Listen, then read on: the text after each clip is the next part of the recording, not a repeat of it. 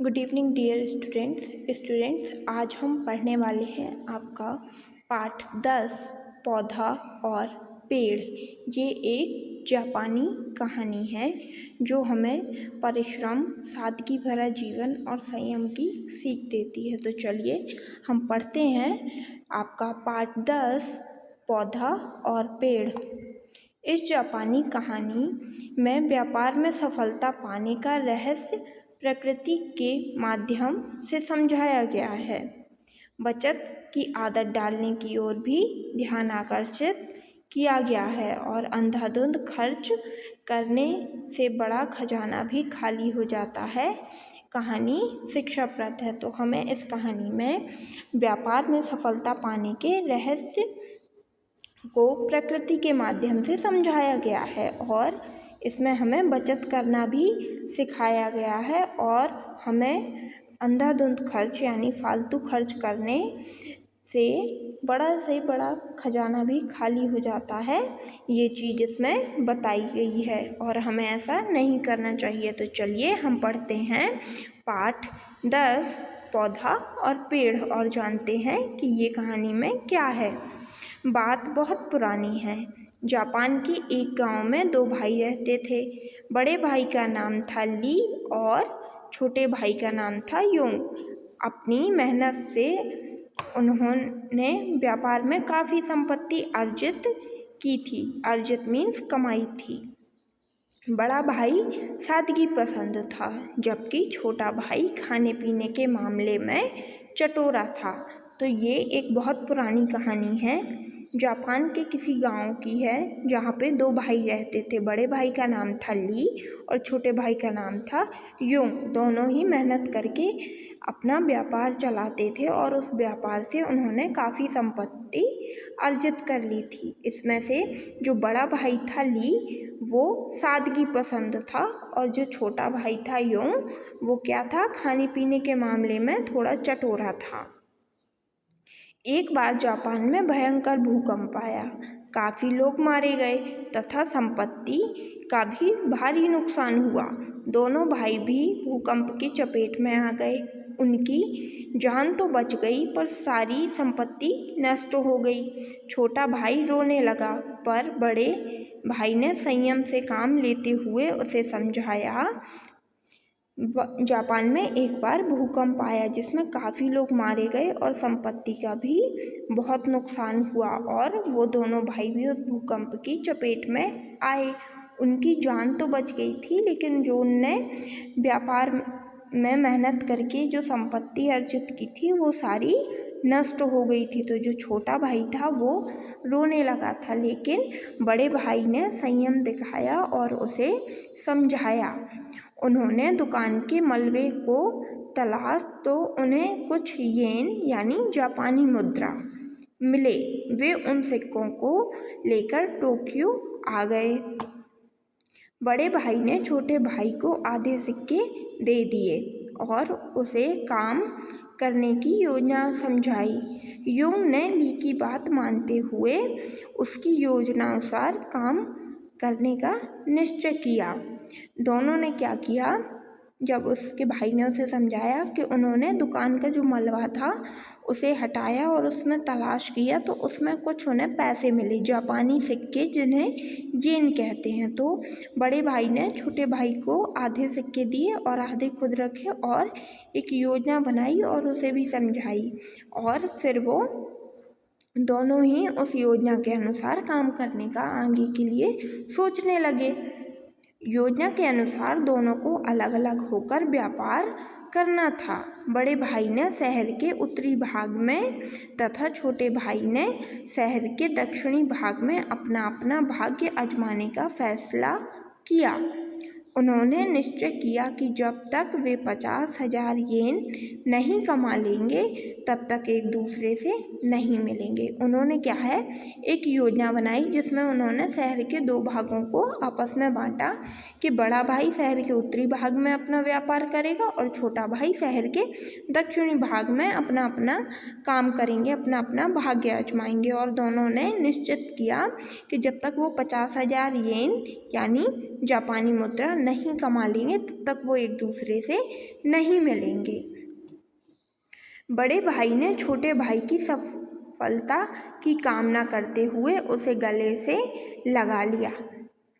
विदा होते समय ली ने कहा, युंग, मुझे विश्वास है तुम अपनी मेहनत से बहुत जल्दी एक सफल व्यापारी बनोगे। बड़े भाई ने उसे कामना की कि तुम जल्दी ही सफल हो और उससे कहा कि मुझे तुमसे विश्वास है तुम्हारे ऊपर कि तुम जल्दी ही एक सफल व्यापारी बनोगे। ऐसा कहते हुए उसने अपने छोटे भाई युंग को विदा किया।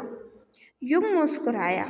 मेहनत के साथ साथ किफ़ायत भी बहुत ज़रूरी है, यह कभी मत भूलना। ली ने और बोला कि मेहनत के साथ साथ किफ़ायत भी ज़रूरी है, फालतू खर्च मत करना, बचत करना ये भी ज़रूरी है, तो ये बात तुम मत भूलना।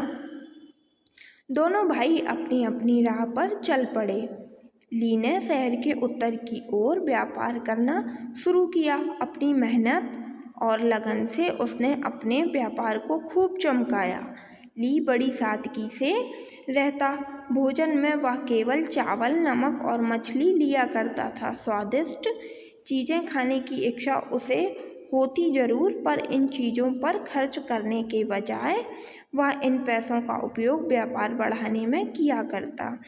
ऐसा जब बड़े भाई ने छोटे भाई को समझाया और फिर दोनों अपनी अपनी राह पे चले गए। और जो ली था वो शहर के उत्तर की ओर व्यापार करना उसने शुरू कर दिया और वो अपनी मेहनत और लगन से व्यापार को खूब अच्छे से कर रहा था। ली जो था वो सादगी से रहता था। खाने में भी वो केवल चावल, नमक और मछली ही खाता था, लेकिन उसे भी इच्छा होती थी कि वो अच्छा स्वादिष्ट भोजन खाए, लेकिन वो नहीं खाता था क्योंकि उनके पास जो पैसे आते थे तो वो सोचता था कि मैं इसे खाने में न लगाकर अपने व्यापार में लगाऊं और अपने व्यापार को आगे बढ़ाऊं।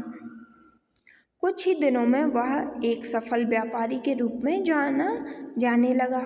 उसने अब काफ़ी संपत्ति अर्जित कर ली थी। जब उसने देखा कि व्यापार को सुचारू ढंग से चालू रखते हुए वह ठाट बाट से रह सकता है, तो उसने एक अच्छा सा मकान बनवा लिया।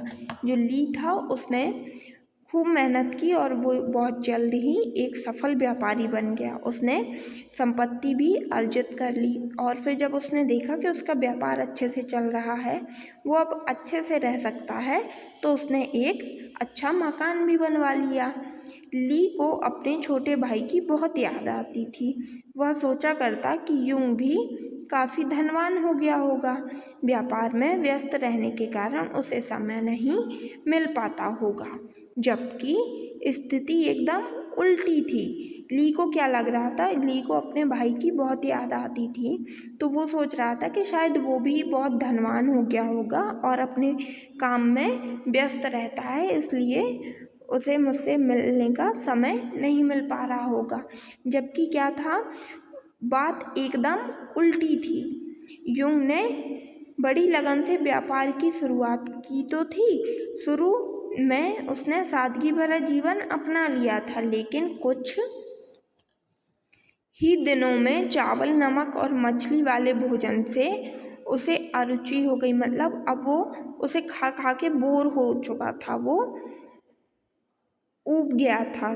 तो अपने चटोरेपन को दबाने की उसने भरसक कोशिश की, पर जल्दी ही वह इससे ऊब गया। उसने अपना जो चटोरापन था उसे कंट्रोल करना तो चाहा, लेकिन वो क्या है, कर नहीं पाया, उससे जल्दी ही ऊब गया। स्वादिष्ट भोजन का लालच उसे ले डूबा। व्यापार में वह जो कुछ भी कमाता उसका बहुत सारा हिस्सा स्वादिष्ट चीज़ों को खरीदने में खर्च हो जाता। उसका व्यापार फल फूल नहीं सका। जल्द ही उसका व्यापार ठप हो गया। बहुत दिनों तक वह अपने भाई से जाकर मिलने की हिम्मत नहीं जुटा पाया। एक दिन भाई से मिलने की इच्छा ने जोर मारा और वह ली के घर पहुंच गया। जो युंग था वो अपनी जो खाने की आदत थी उसको वो ज़्यादा दिन तक कंट्रोल पे नहीं कर पाया और उसने स्वादिष्ट खाना खाने की लालच उसे ले डूबी। वो जितना कमाता था वो अपने खाने पीने में उड़ा देता था और व्यापार में नहीं लगा पाता था, जिससे उसका व्यापार आगे फल फूल नहीं सका और जल्द ही ठप हो गया। और अब उसे अपने भाई की याद तो आती, लेकिन वह उनसे मिलने की हिम्मत नहीं जुटा पा रहा था। एक दिन भाई से मिलने की इच्छा बहुत ज़्यादा हुई और वो अपने आप को रोक नहीं पाया और वह ली के घर पहुंच गया। यूं की हालत देखकर ली सब कुछ समझ गया। वो देखते ही समझ गया।